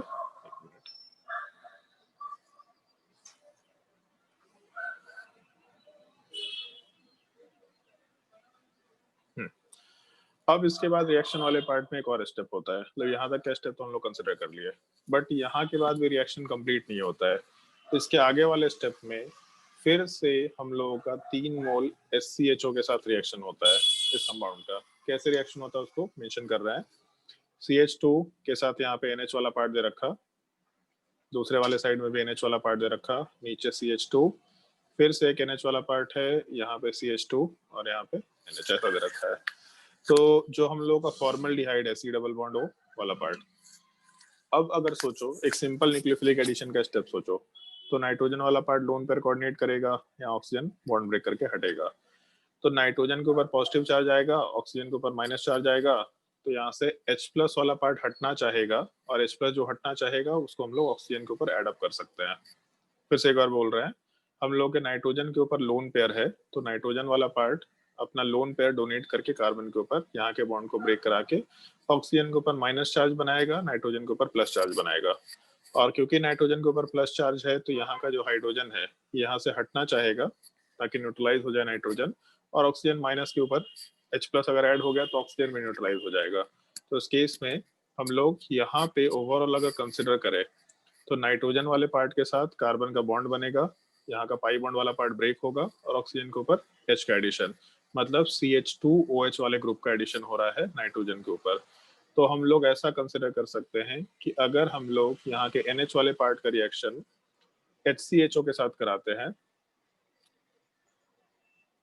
स्ट्रक्चर ही बना देते हैं ज्यादा बेटर होगा, HCHO के साथ रिएक्शन कराए, नीचे भी HCHO के साथ रिएक्शन कराए और यहाँ लेफ्ट साइड में भी HCHO के साथ रिएक्शन कराए, तो उस केस में नाइट्रोजन लोन पेयर कोऑर्डिनेट किया, नाइट्रोजन लोन पेयर कोऑर्डिनेट किया, नाइट्रोजन लोन पेयर कोऑर्डिनेट किया। तो इसका मतलब ये है कि हम लोग के स्ट्रक्चर वाले पार्ट में हम लोग आराम से CH2 इसके साथ नाइट्रोजन वाला पार्ट, इसके ऊपर हम लोगों का CH2OH का फॉर्मेशन होना है, और दूसरा फिर नाइट्रोजन के साथ CH2 प्रेजेंट है, CH2 वाले पार्ट के साथ फिर से नाइट्रोजन प्रेजेंट है जिसके ऊपर CH2OH वाले पार्ट का फॉर्मेशन होना है, CH2 के साथ नाइट्रोजन प्रेजेंट है जहाँ पे CH2OH वाला पार्ट है, इसके साथ CH2 अटैच्ड है जो नाइट्रोजन से अटैच्ड है।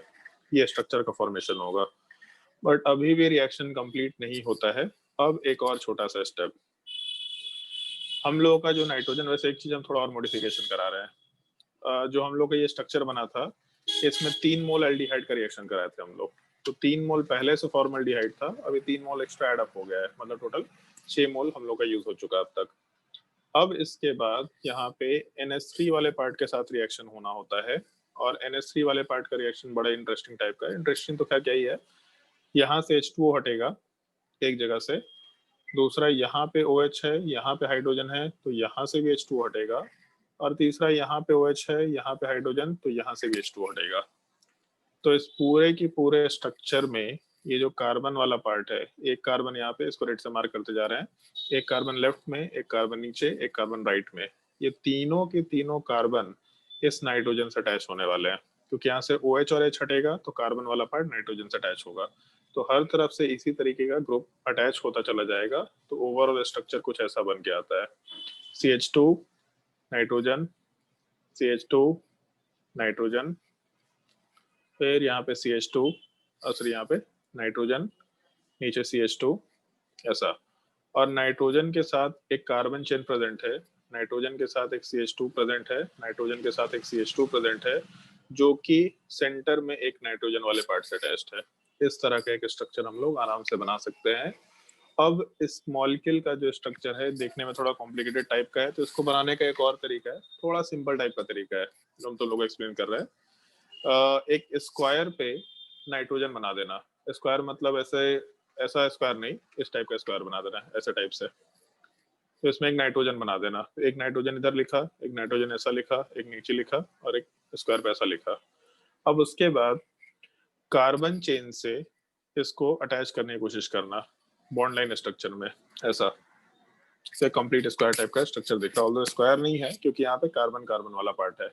और उसके बाद जो अपोजिट नाइट्रोजन है उसको भी आपस में अटैच कर लेना, ऐसा, ये चीज। तो हम लोग का यूरोट्रोपिन का स्ट्रक्चर बन जाएगा। अगर ढंग से देखो तो यही चीज है। एक नाइट्रोजन से कितना कार्बन अटैच्ड है, तो एक कार्बन, दो कार्बन, तीन कार्बन। तो एक नाइट्रोजन देखो, एक कार्बन, दो कार्बन, तीन कार्बन अटैच्ड है। तो दोनों स्ट्रक्चर सेम है, दोनों में से किसी को यूज करना करो, कोई दिक्कत नहीं है। मॉलिक्यूल का नाम ध्यान रखना, इस चीज को हम लोग यूरोट्रोपिन मॉलिक्यूल बोलते हैं। ये पार्ट सवाल में पूछने लायक होता ही होता है, आराम से पूछा जा सकता है, मालूम होना चाहिए कैसे मॉलिक्यूल का फॉर्मेशन हो सकता है। मे भी हो सकता है स्टेप मालूम नहीं हो तो भी कोई दिक्कत नहीं है, लेकिन रिएक्शंस याद होने चाहिए। अब यहाँ पे एक चीज, यहाँ पे 1 मोल अमोनिया एक्स्ट्रा ऐड हुआ, तो 1 मोल अगर अमोनिया एक्स्ट्रा ऐड हुआ इसका मतलब 3 के जगह पे यहाँ पे हम लोग 4 मोल अमोनिया ले सकते हैं। तो जब हम लोग इस कंपाउंड का रिएक्शन कराएंगे, इसको हम थोड़ा नीचे शिफ्ट कर रहे हैं, जब हम लोगों के रिएक्शन वाले पार्ट में 6 मोल HCHO का रिएक्शन हम लोग 4 मोल अमोनिया के साथ कराएंगे, तो प्रोडक्ट वाले पार्ट में हम लोगों को यूरोट्रोपिन मॉलिक्यूल का फॉर्मेशन होता है। ये एक नाम है जिसको याद रखना ही रखना है, बहुत ही मस्त होता है, क्योंकि सवाल डायरेक्टली पूछेगा। मेरे हिसाब से शायद तुम्हारे बुकलेट में भी सवाल दे रखा होगा, प्रीवियस ईयर में पूछा रखा है, इसलिए ध्यान रखना। कैसे बनेगा उसका हम लोग पार्ट नीचे मेंशन कर चुके हैं, नोट कर लो इस चीज को।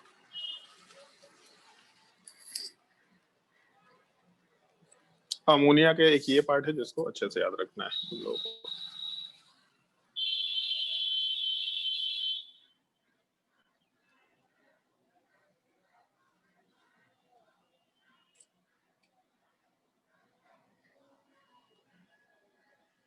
एक मिनट थोड़ा रुक जाओ।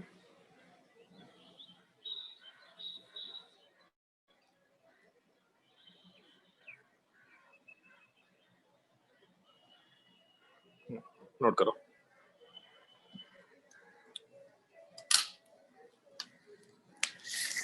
और एक्चुअल में यहीं तक का पार्ट है जो इम्पोर्टेंट होता है। ग्रिग्नार्ड रीजन तो खैर है ही, बट ग्रिग्नार्ड रीजन उतना इम्पोर्टेंट हम लोग नहीं मानते। हम तो उसको अलग से पढ़ाया करते हैं इंजीनियरिंग वालों में। तुम लोगों को इसी में अलग से मेंशन करेंगे ग्रिग्नार्ड रीजन वाले पार्ट को।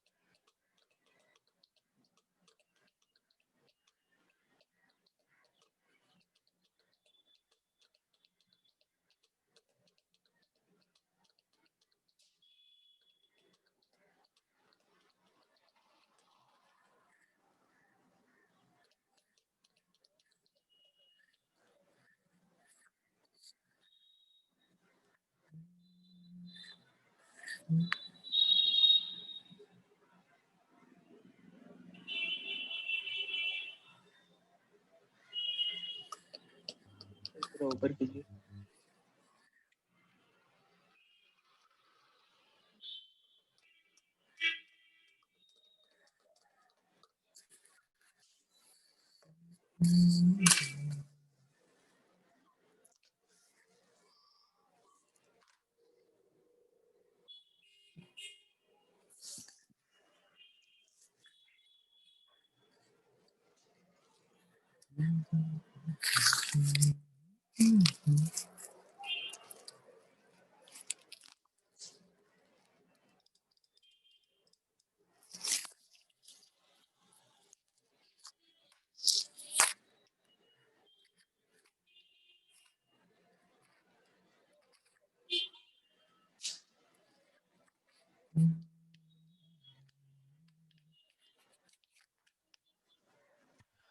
तुम लोगों को हम बोला करते थे शुरुआत में कि मतलब फोन में मत पढ़ा करो, एक स्क्रीन देख लिया करो, स्क्रीन में कनेक्ट कर दिया करो। तो लोग पता नहीं नेटवर्क सर्च करता कि नहीं। अभी हम रिसेंटली देख रहे थे जब फुर्सत में थे, तो एक उस टाइप का आता है, एक मिरर टाइप का आता है, मतलब एक बॉक्स टाइप का होता है। उसमें ऐसा फोन रख दो तो उसका प्रोजेक्शन सामने बड़े से मिरर पे हो जाएगा, तो स्क्रीन का साइज थोड़ा बढ़ जाता है। और 250-300 रुपए का आता है। नेट पे सर्च करके देखना, स्क्रीन मिरर करके होता है। अच्छा चीज है वो। तुम्हारा जो स्क्रीन का साइज वो थोड़ा बड़ा हो जाएगा, क्वालिटी में भी कोई डिफरेंस नहीं आएगा। करता ही नहीं है तुम लोग कुछ भी सर्च, इतना छोटू सा फोन में लगा रहता है।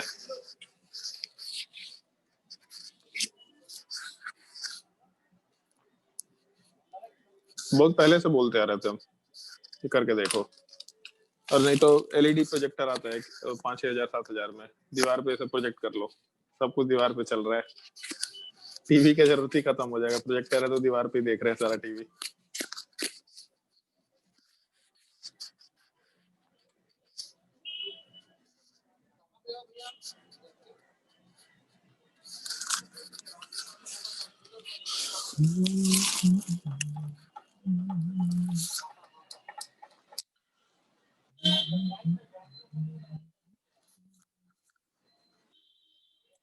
ग्रिग्नार्ड रिएजेंट एक टॉपिक हम सबसे लास्ट में पढ़ाएंगे तुम लोगों को, तो ग्रिग्नार्ड रिएजेंट वाले पार्ट में हम लोग जो एल्डिहाइड कीटोन का पार्ट है उसको ऐड कर लेंगे। अभी के लिए हम तुम्हारे ऊपर छोड़ते हैं थोड़ा, जितना तुम लोगों को बताया उससे कितना सीख पा रहे हैं, इसलिए हम तुम्हारे ऊपर छोड़ रहे हैं। जब टॉपिक खत्म होगा तो ग्रिग्नार्ड रिएजेंट एक टॉपिक कराके, क्योंकि उसमें 4 रिएक्शंस हैं, SN2 reaction, acid base reaction, nucleophilic addition reaction और SN रिएक्शन। पढ़ तो रखे हमें चारों रिएक्शन, बट वो चारों एक ही रिएजेंट से एसोसिएटेड होता है। एक जगह पढ़ना ज्यादा मेरे हिसाब से अंडरस्टैंडिंग को बढ़ा देगा, उस टाइम पे हम लोग एक ही बार देख लेंगे, ज्यादा बेटर होगा। तो हम होमवर्क में तो तुम लोगों को ग्रिग्नार्ड रिएजेंट का होमवर्क देंगे, मान के चल रहे हैं कि जितना मैकेनिज्म बताया, जो एग्जांपल्स बताए, उससे आराम से उस चीज को अप्लाई करना सीख सकते हैं। करके देखना, नहीं आएगा तो डाउट में आराम से पूछेंगे, कोई दिक्कत नहीं, बेशक डाउट पूछ लेना कि सर ये चीज नहीं समझ में आ रहा, क्या करना है। प्रोडक्ट बनाने का तरीका तुम लोग को बता ही दिया है कि कार्बन डबल बॉन्ड ऑक्सीजन जो दे रखा, सीधा कार्बन डबल बॉन्ड ऑक्सीजन वाले पार्ट को, जो ऑक्सीजन है उसको OH में कन्वर्ट कर दो, और जो भी न्यूक्लियोफाइल है उसको यहाँ पे ऐड कर दो। तो ग्रिग्नार्ड रिएजेंट का मतलब हो गया RNGX। यहाँ पे नॉर्मली MgBr दे रखा होगा ब्रोमीन, बट कोई भी हेलोजन दे रखा, क्लोरीन दे रखा, फ्लोरीन दे रखा, आयोडीन दे रखा, कोई दिक्कत नहीं है, और एक कार्बन चेन होगा। ये कार्बन चेन वाला पार्ट न्यूक्लियोफाइल के जैसा बिहेव करेगा, मतलब R- वाला पार्ट न्यूक्लियोफाइल के जैसा बिहेव करेगा, तो यहाँ पे कार्बन चेन का एडिशन हो जाएगा। तो एक ग्रिग्नार्ड रिएजेंट वाला पार्ट GR से इसको डिनोट करेंगे हम लोग। लिखने का तरीका होता है ग्रिग्नार्ड रिएजेंट। ग्रिग्नार्ड रिएजेंट वाले पार्ट को हम लोग आराम से रिएक्शन में पार्टिसिपेट कराने के लिए कंसिडर कर सकते हैं। R- न्यूक्लियोफाइल होगा, जो कि कार्बन डबल बॉन्ड ऑक्सीजन पे के कार्बोनिल कार्बन पे ऐड होगा, ऑक्सीजन को OH में कन्वर्ट करो, और ग्रिग्नार्ड रिएजेंट पे कार्बन को कार्बन चेन में अटैच कर लो। ट्राई करके देखना क्वेश्चंस को, ज्यादा बेटर होगा। नोट कर लिया होगा तो फिर हम लोग होमवर्क वाले चीज पे चलते हैं, अगर नहीं नोट किया है तो फटाफट नोट करते जाओ। इसका मॉलिक्यूलर फार्मूला भी अगर हो सकता है तो नोट कर लो, यूरोट्रोपिन का मॉलिक्यूलर फार्मूला नोट कर लो तो ज्यादा बेटर होगा। ऐसा लिख सकते हैं हम लोग इसको, कितने कार्बन है, 1 2 3 4 5 6, तो इस केस में 6 CH2 वाला पार्ट ऐसा दे रखा, तो CH2 होल 6 और 4 नाइट्रोजन, ऐसा कंसिडर कर सकता है। या फिर ज्यादा डिटेल में बात करना है तो C6H12N4, ये मॉलिक्यूलर फार्मूला भी थोड़ा ध्यान रखना। ऑल्दो मतलब मॉलिक्यूलर फार्मूला तो ऐसा है कि एक मॉलिक्यूलर फार्मूले से बहुत सारे मॉलिक्यूल एसोसिएट हो सकते हैं, तो इसीलिए मतलब ठीक है, बट फिर भी याद रखो तो ज्यादा बेटर है।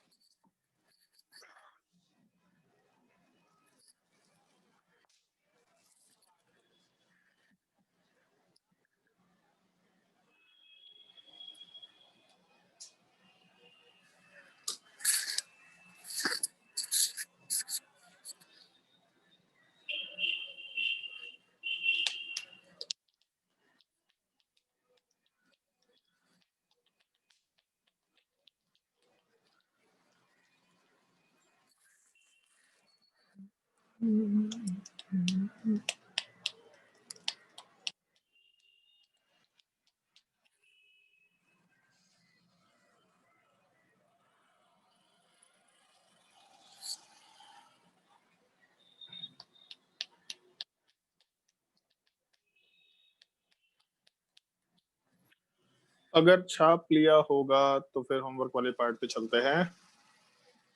बुकलेट में कहाँ गया भाई, बुकलेट के एक्सरसाइज 1 में कुछ बचा है जी होमवर्क, सब दे दिए होमवर्क।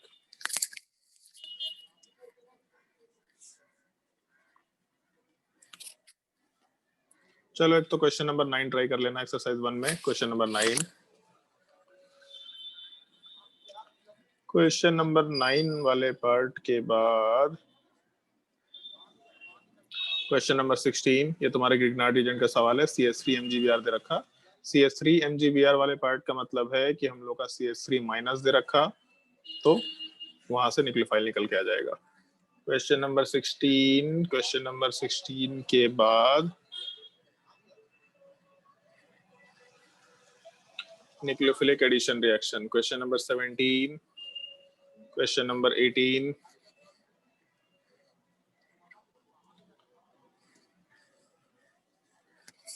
क्वेश्चन नंबर 20 का हम हिंट दे रहे हैं LiAlD4, LiAlH4 वाला पार्ट, लिथियम एल्युमिनियम हाइड्राइड भी बोलते हैं इस चीज को, इसको डिसोसिएट करके Li प्लस और AlH4 माइनस बना सकते हैं।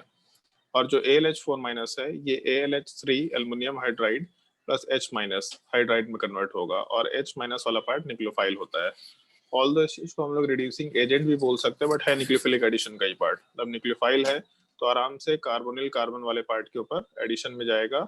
यहाँ से ऑक्सीजन के ऊपर माइनस चार्ज तो कार्बन के ऊपर OH, और यहाँ पे एक H ग्रुप का एडिशन ऐसा करा सकते हैं। तो थोड़ा इसको ध्यान रखना, ये रिएक्शन अगर नोट डाउन करना है तो कर सकते हैं। LiLH4 हो गया या NaBH4 हो गया, सब सेम टाइप का है। NaBH4 Na प्लस और BH4 माइनस बनाएगा, वहां से BH3 और H माइनस मिलेगा, H माइनस फिर न्यूक्लियोफाइल के जैसा बिहेव करेगा।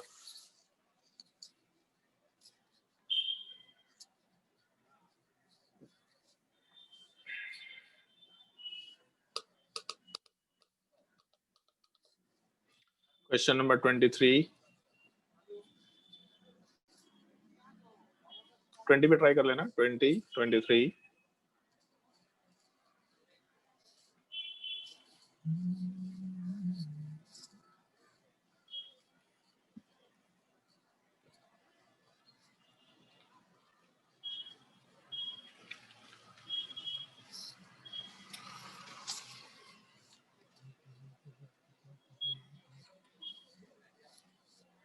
इपॉक्साइड वाला पार्ट तुम्हारे सिलेबस का पार्ट नहीं है, कभी बता देंगे लास्ट में रिएक्शन मैकेनिज्म में। एक क्वेश्चन है तो एक क्वेश्चन कैसे होता है एक्सप्लेन कर देंगे। ग्रिग्नार्ड एजेंट में आप दे भी रखा है ग्रिग्नार्ड एजेंट, अदरवाइज तुम्हारे काम का नहीं है, इसलिए इसको छोड़ रखा है।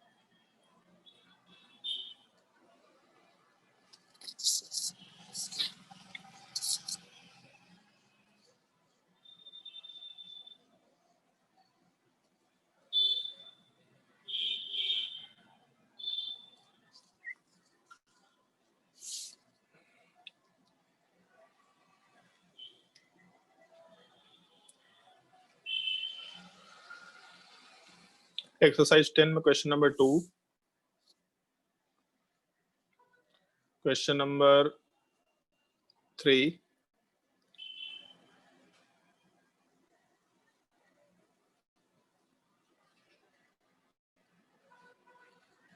Question number 6,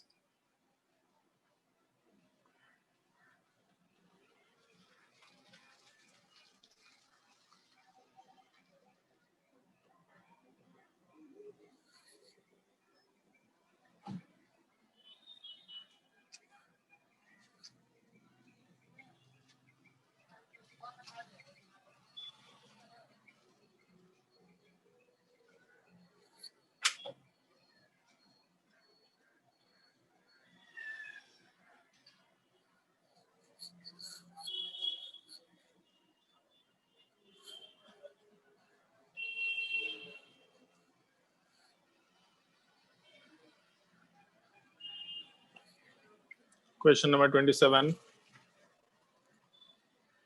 28,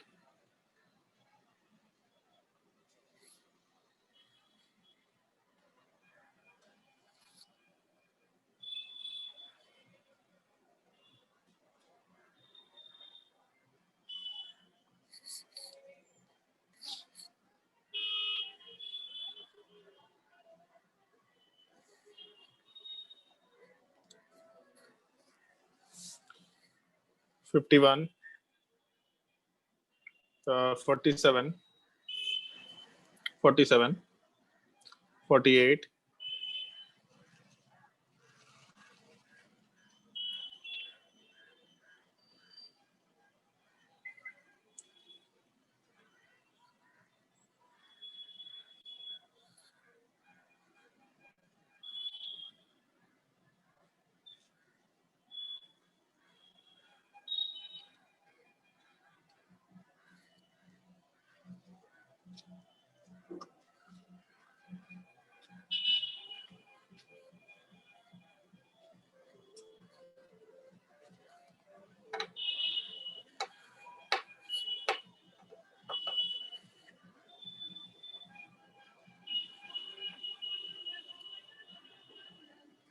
24,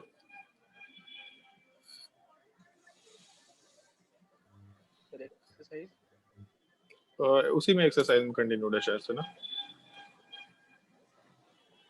11 sorry 11 exercise 11,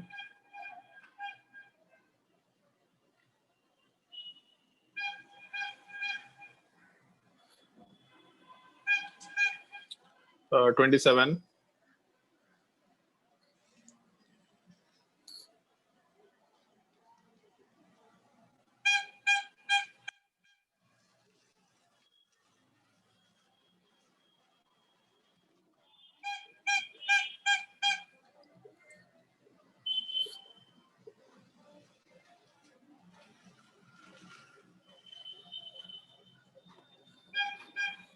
51,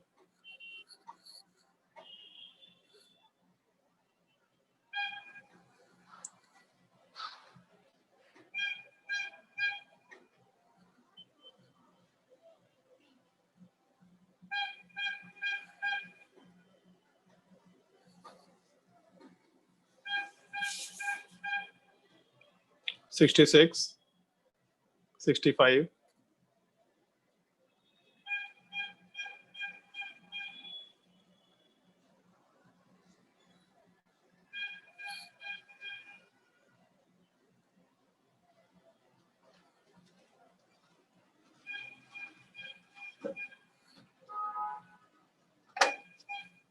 87,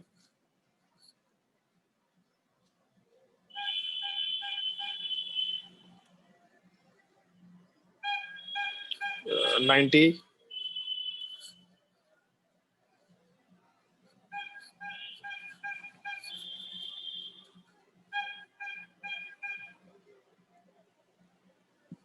103,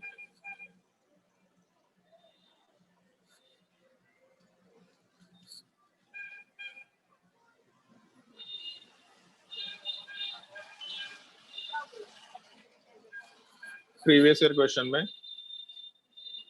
exercise 12 question number 1,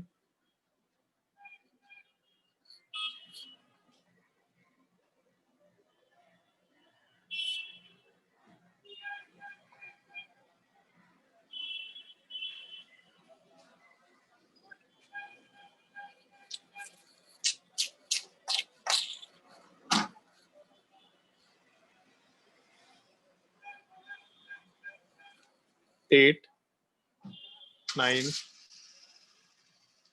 10, 11,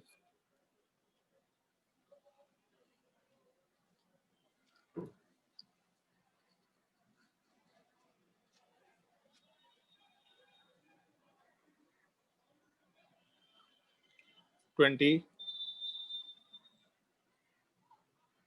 16, 22,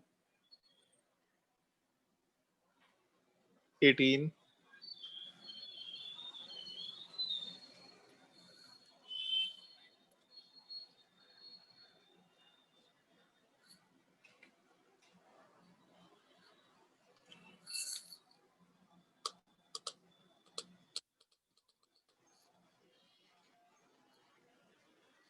32,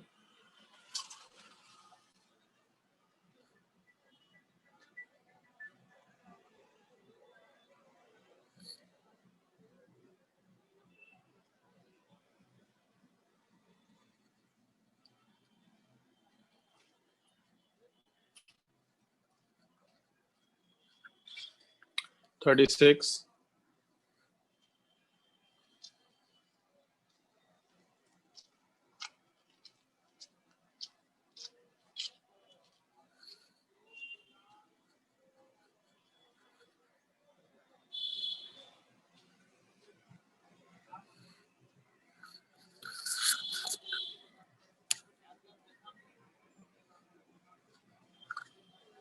48,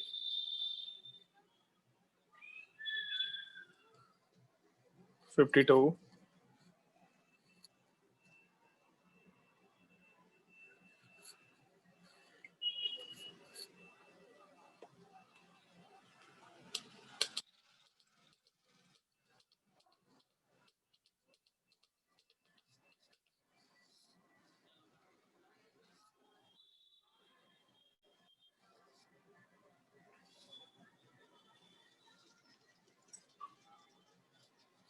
ठीक है। इतने क्वेश्चन ट्राई करना अभी के लिए इतने क्वेश्चन ट्राई करना। बाकी बहुत सारे अभी एरोमेटिक कंपाउंड के सवाल हैं। टॉपिक एरोमेटिक कंपाउंड बहुत बड़ा नहीं, लेकिन सवाल बहुत तरह का रहता है एरोमेटिक कंपाउंड में। और दूसरा नेम रिएक्शन वाले पार्ट का सवाल है। और बाकी जो भी सवाल होगा नेक्स्ट क्लास में आराम से ढूंढ के हम लोग करते जाएंगे। तो बुकलेट में तो रिएक्शन मैकेनिज्म में 3-4 मैकेनिज्म बाकी रह गए हैं। और बाकी हम लोग नेक्स्ट क्लास में तुम लोगों का क्लास फ्री रेडिकल सब्स्टिट्यूशन से शुरू होगा। फ्री रेडिकल, नेम्ड रिएक्शन, ये दो टॉपिक तुम लोगों का कंबाइंड चल रहा होगा। नेक्स्ट क्लास में कंटिन्यू करते हैं। आज की क्लास में अगर किसी को कोई डाउट है तो आराम से पूछ सकता है, और कोई डाउट नहीं है तो आज के लिए इतना ही। बताओ अभी कोई डाउट है किसी को? चलो ठीक है, तो आज के लिए इतना ही।